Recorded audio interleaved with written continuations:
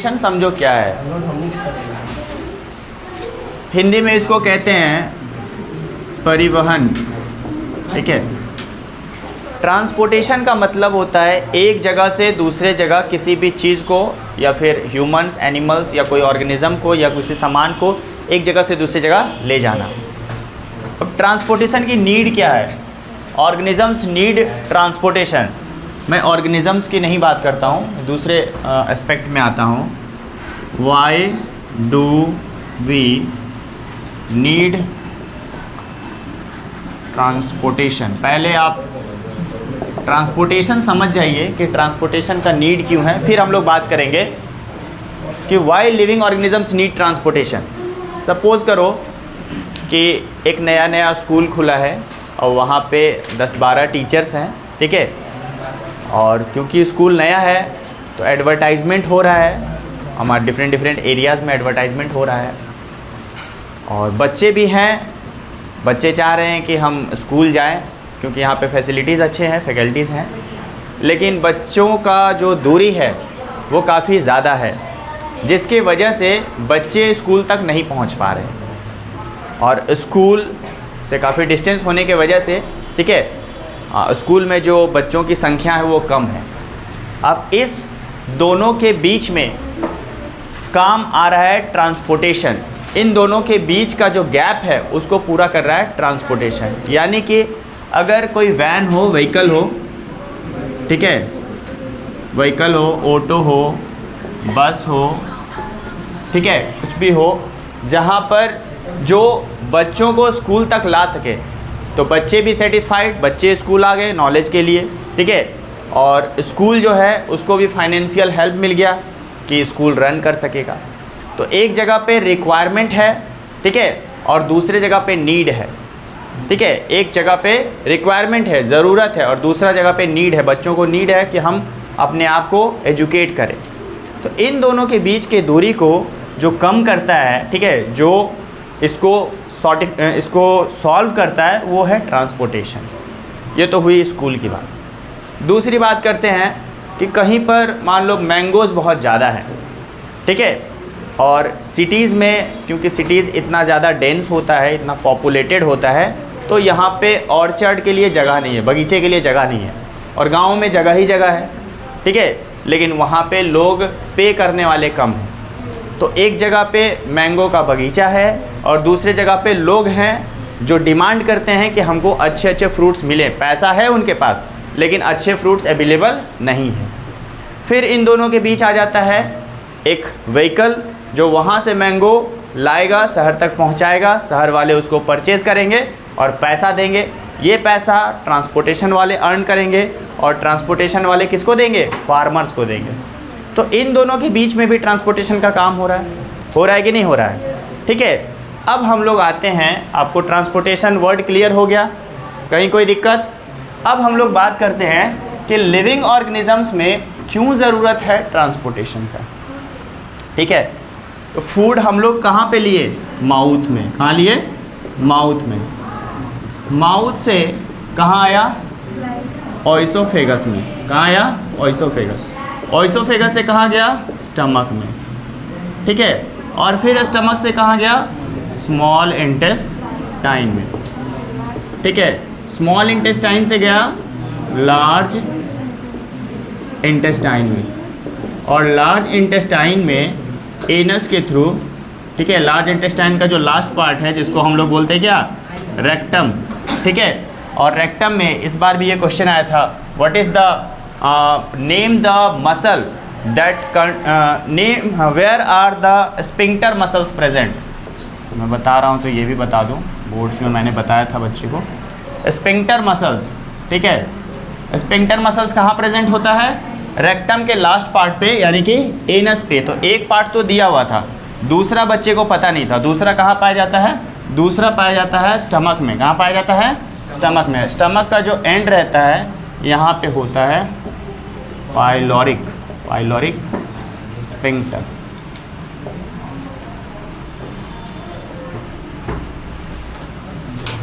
ये बोर्ड का क्वेश्चन है, ठीक है।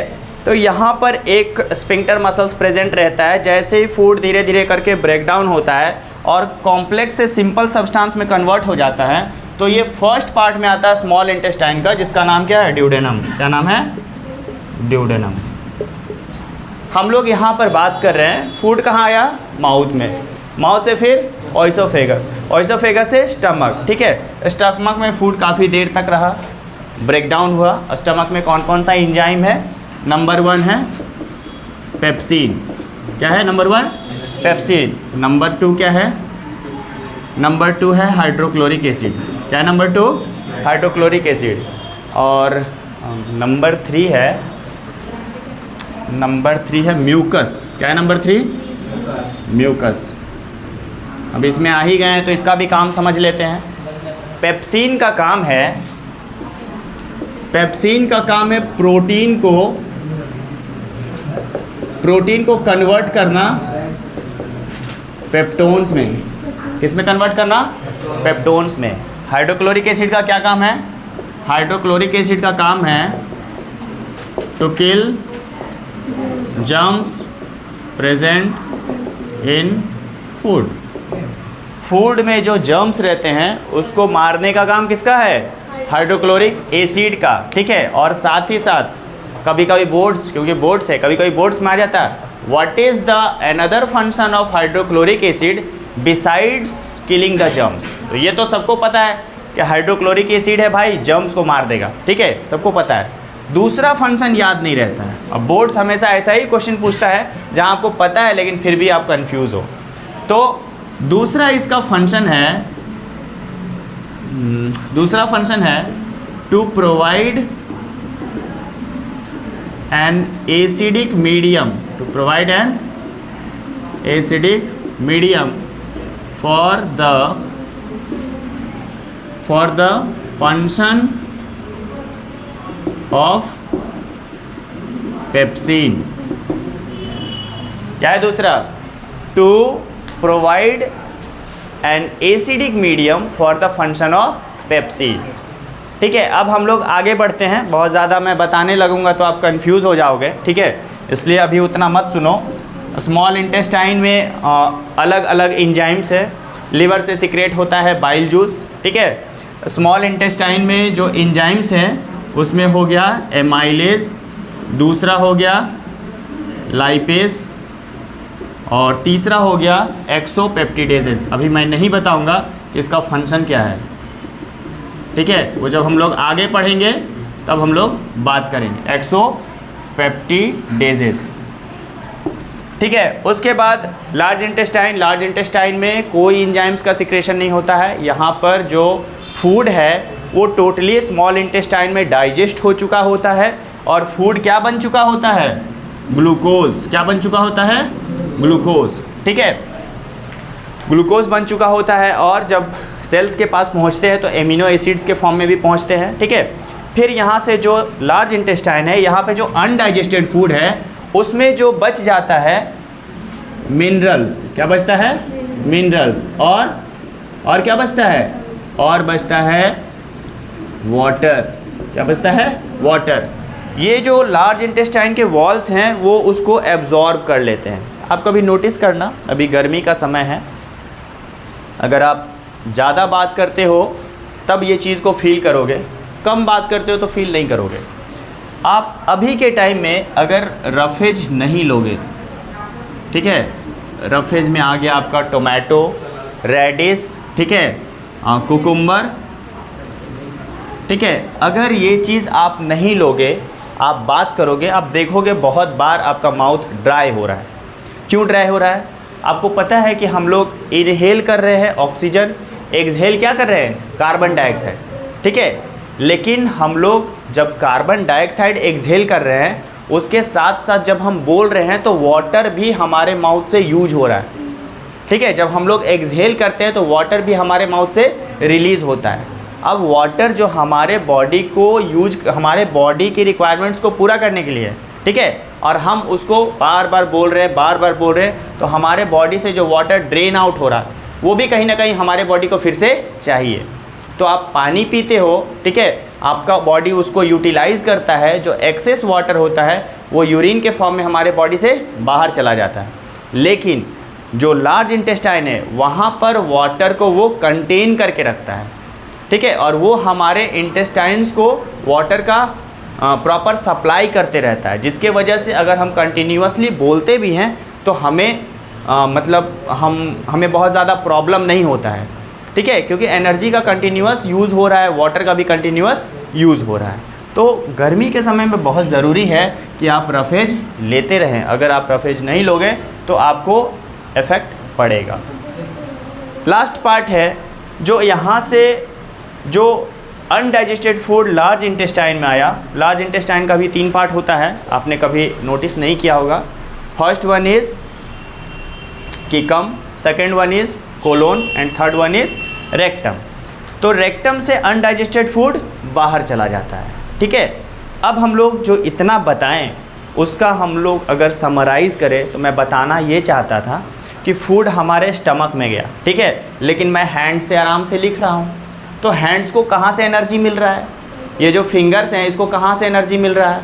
आइज़ को कहाँ से एनर्जी मिल रहा है? हमारे फीट को कहाँ से एनर्जी मिल रहा है? तो एनर्जी हमें इसलिए मिल रहा है क्योंकि यहाँ पर जो ग्लूकोज बना स्मॉल इंटेस्टाइन में, ठीक है, ये कहाँ चला गया? ये डिफरेंट बॉडी पार्ट्स के पास पहुँच गया। कैसे पहुँचा? Through blood vessels.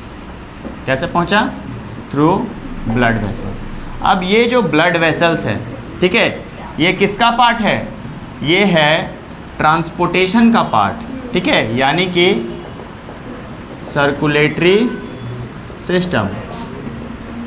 Circulatory system में क्या आ जाता है? Number 1 blood. क्या आता है? Number 1 blood, number 2 blood vessels और नंबर 3 हार्ट, ठीक है। तो ग्लूकोज जो बन गया है वो ब्लड वेसल्स कैरी करके ले जाएगा कहाँ? डिफरेंट सेल्स के पास, ठीक है। और सेल्स में जाने के बाद क्या होगा? जैसे ही ग्लूकोज सेल्स तक पहुँचा, ठीक है, जैसे ही ग्लूकोज कहाँ पहुँचा? सेल्स तक पहुँचा। जैसे ही सेल्स में ग्लूकोज आ गया तो ग्लूकोज आएगा कैसे? ग्लूकोज आएगा ब्लड वेसल्स के साथ, ठीक है, ब्लड वेसल्स के मदद से आएगा। और ग्लूकोज जब भी आएगा सेल्स के पास तो ब्लड है और ब्लड में ही ग्लूकोज मिक्सड अप है। ग्लूकोज को ले जाने के लिए कोई ऐसा चीज़ तो नहीं है जो ब्लड को नहीं ले जाएगा। ब्लड वेसल है तो ऑब्वियस सी बात है कि ब्लड उसमें रहेगा ही, और ब्लड रहेगा तो उसके साथ ऑक्सीजन अटैच रहेगा, ठीक है। और ऑक्सीजन जब ब्लड में मिल जाता है तो क्या बन जाता है? Oxy haemoglobin. क्या बन जाता है? ऑक्सी हीमोग्लोबिन, ठीक है। देखिए ब्लड में हीमोग्लोबिन प्रेजेंट होता है और हीमोग्लोबिन जब ऑक्सीजन के साथ कंबाइन करता है तो बना देता है एक पिगमेंट जैसा, उसको कहते हैं ऑक्सी हीमोग्लोबिन। और ऑक्सी हीमोग्लोबिन जब ग्लूकोज के साथ कंबाइन करता है, मेनली जब ग्लूकोज के साथ ऑक्सीजन कंबाइन करता है, ठीक है, तो क्या बनता है? ग्लूकोज प्लस ऑक्सीजन सेल में जाएगा, ठीक है। और सेल में जाने के बाद आपने क्लास 9 में पढ़ा है माइटोकॉन्ड्रिया। क्या पढ़ा है? माइटोकॉन्ड्रिया। माइटोकॉन्ड्रिया क्या रिलीज़ करता है? Digestive enzymes. क्या रिलीज़ करता है? डाइजेस्टिव एंजाइम्स, ठीक है। तो ग्लूकोज प्लस ऑक्सीजन जब सेल में जाएगा और सेल में माइटोकॉन्ड्रिया है, डाइजेस्टिव एंजाइम्स रिलीज़ करेगा, ठीक है, तो ग्लूकोज प्लस ऑक्सीजन मिल करके बनाएगा CO2। क्या बनाएगा? CO2। उसके बाद क्या बनाएगा? H2O, ठीक है। और क्या बनाएगा? एनर्जी। क्या बनाएगा? एनर्जी, ठीक है। अब सेल को ना तो कार्बन डाइऑक्साइड चाहिए, ठीक है, वाटर चाहिए, लेकिन एक्सेस वाटर नहीं चाहिए, ठीक है, और एनर्जी चाहिए। मेन तो एनर्जी ही चाहिए। और एनर्जी कौन स्टोर करेगा? माइटोकॉन्ड्रिया। इसीलिए माइटोकॉन्ड्रिया को क्या बोला जाता है? पावर। ये सब बता चुके हैं, जो 9 में पढ़े हो उसको प्रॉब्लम नहीं होगा। Power house of the cell, ठीक है। तो माइटोकॉन्ड्रिया को बोला जाता है power house of the cell. अब इतना आप सीन समझ गए अब देखिए कि जो माइटोकॉन्ड्रिया है वो आराम से एनर्जी स्टोर किए हुए, ठीक है। आप सो रहे हो, बहुत कम एनर्जी की ज़रूरत है, ठीक है। क्यों एनर्जी की ज़रूरत कम है ये भी समझ लो, ये तो पता है कि कम एनर्जी की ज़रूरत है। हमारे जो सेंस ऑर्गन्स हैं, आईज़, नोज़, ईयर, टंग और स्किन, ठीक है। आईज़ हमारे क्लोज रहते हैं, ठीक है। ईयर्स पार्शियली आप कह सकते हो कि हम थोड़ी थोड़ी आवाज़ें, बहुत अगर लाउड आवाज़ है तो हम उसको सुन सकते हैं, यानी कि जो हियरिंग का जो काम है हमारा जो ब्रेन करता है, कंट्रोल करता है, ठीक है। वो भी आप सोने में क्या होता है कि हमारा ब्रेन का हाफ पार्ट मतलब सो रहा होता है और हाफ पार्ट क्या है, जगा हुआ रहता है। हम उस समय सब कॉन्शियस स्टेट में रहते हैं, सोए हुए हैं। कोई चाकू भी मार दिया तो हम लोग कुछ नहीं कर सकते, अपने आप को हम प्रोटेक्ट नहीं कर सकते, ठीक है। दो टाइम में इंसान जो है ना सबसे ज़्यादा मतलब खतरे में रहता है, एक तो जब सो रहा होता है, दूसरा जब वो नशा में होता है, ठीक है। तो हमारा जो ईयर्स है वो भी फुल्ली एक्टिव नहीं है, ठीक है। नोज़ अपना काम कर रहे हैं, लेकिन उसमें भी जो ब्रेन का पार्ट होता है, ऑल्फैक्टरी लोब्स, ठीक है, आपको पढ़ाएंगे कंट्रोल एंड कोऑर्डिनेशन में, वो भी आप कह सकते हो कि वो भी पार्शियली एक्टिव है। 3 चीज़ हो गया। चौथा हो गया टंग, कुछ खाने को मिल नहीं रहा है, टेस्ट बड्स का कोई काम नहीं है, ठीक है। स्किन, सोता हुआ आदमी आप उसको टच भी करोगे तो वो उतना रिस्पॉन्स आपको शो नहीं करेगा। तो हम लोगों को एनर्जी इसलिए कम चाहिए क्योंकि हमारे सेंस ऑर्गन्स जो है ना वो फुल्ली एक्टिव नहीं है, ठीक है। तो किसी चीज़ को जानना और किसी चीज़ पे एनालाइज करना, ये दोनों में डिफरेंस है, ठीक है। अब हम लोग बैक टू द पॉइंट आते हैं कि माइटोकॉन्ड्रिया जो एनर्जी स्टोर कर लिया। अब सपोज़ करो कि हम बाहर जा रहे हैं, ठीक है, और जैसे बाहर हम जा रहे हैं, सपोज़ करो कि कहीं पर आग लग जाता है, ठीक है। अब हमको यहाँ से भागना पड़ेगा, दौड़ना पड़ेगा, बहुत तेज़ी से दौड़ेंगे तो एनर्जी भी ज़्यादा चाहिए।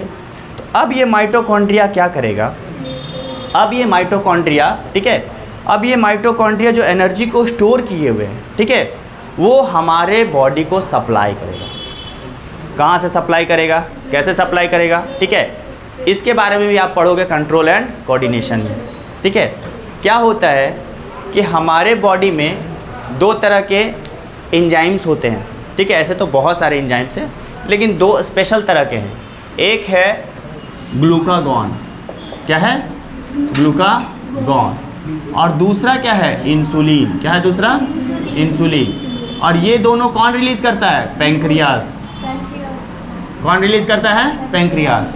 तो जैसे हमारे बॉडी को एनर्जी की ज़्यादा रिक्वायरमेंट होगी, ठीक है, हमारा जो पेंक्रियाज है वो क्या रिलीज़ करना स्टार्ट कर देगा, ग्लूकागॉन। और जैसे ही ग्लूकागॉन स्टार्ट कर देगा रिलीज़ करना, ठीक है, तो हमारा बॉडी 2 चीज़ करेगा, एक तो ग्लूकोज को तेज़ी से बनाएगा और दूसरा जो हमारे बॉडी में एनर्जी स्टोर है उसको क्या करेगा, रिलीज़ करेगा, ठीक है। दूसरा है इंसुलिन। इंसुलिन का काम क्या है, जैसे ही हमारे बॉडी में ग्लूकागॉन का लेवल बढ़ गया, ठीक है, तो इंसुलिन का काम होता है ब्लड शुगर को कम करना, ठीक है। और अभी का जो जनरेशन चल रहा है इसमें जो प्रॉब्लम हम लोग फेस कर रहे हैं, इतना हम लोग का फिज़िकल एक्टिव कम होना, इसके वजह से एक डिज़ीज़ हो जा रहा है जिसको क्या कहते हैं, डायबिटीज़। क्या कहते हैं, डायबिटीज़। इसमें ग्लूकागॉन का तो सिक्रेशन होता है लेकिन इंसुलिन का सिक्रेशन अफेक्टेड हो जाता है, कम होता है, जिसके वजह से जो हमारे बॉडी को ब्लड शुगर है, ब्लड शुगर का लेवल को जो मेंटेन किया जाता है वो नहीं हो पाता, ठीक है। तो इंसुलिन हमारे बॉडी के लिए बहुत नेसेसरी है, क्योंकि आप देखोगे खाना हम जितना खा रहे, डायबिटीज़ वाला पेशेंट भी उतना ही खा रहा, लेकिन क्योंकि हमारे बॉडी में ब्लड शुगर अगर इंक्रीज़ होता है तो उसको रेगुलेट करने के लिए, ठीक है, इंसुलिन है और इंसुलिन का प्रॉपर सिक्रेशन हो रहा है, ठीक है। लेकिन जो डायबिटीज़ मेलिटस जिसको है उसके बॉडी में अगर ग्लूकोज का सिक्रेशन ज़्यादा हो रहा है, उसको बैलेंस करने के लिए इंसुलिन नहीं रिलीज़ हो रहा है, जिसके वजह से आप देखोगे कि अगर वो यूरिन भी करता है तो वहाँ पे आप देखोगे कि चींटी लग जाता है, ठीक है। तो बहुत ज़रूरी है कि हमारा बॉडी हेल्दी रहे, हमारे बॉडी में एंजाइम्स का जो सिक्रेशन है वो सही तरह से हो, ठीक है। और पूरा मैकेनिज़्म को समझने के लिए एक एक पॉइंट जानना ज़रूरी है। अगर 2 पॉइंट बता दिए, 3 पॉइंट बता दिए, 1 पॉइंट छोड़ देते हैं, आपको नहीं समझ में आता कि कैसे कनेक्ट हो रहा है। अभी आपको सारा चीज़ समझ में आ गया होगा कि एक एक चीज़ कहाँ से कनेक्टेड है। ठीक है, तो नेक्स्ट पॉइंट हम लोग स्टार्ट करेंगे, लिविंग ऑर्गेनिजम्स एक्सक्रीट